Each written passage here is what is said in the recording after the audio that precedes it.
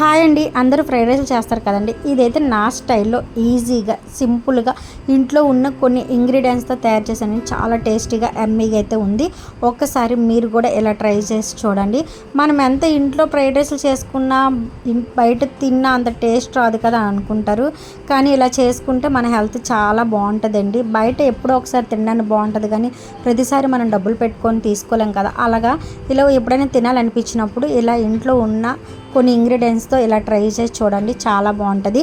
నా వీడియోలు మీకు నచ్చినట్లయితే లైక్ చేయండి, షేర్ చేయండి, సబ్స్క్రైబ్ చేసుకోండి.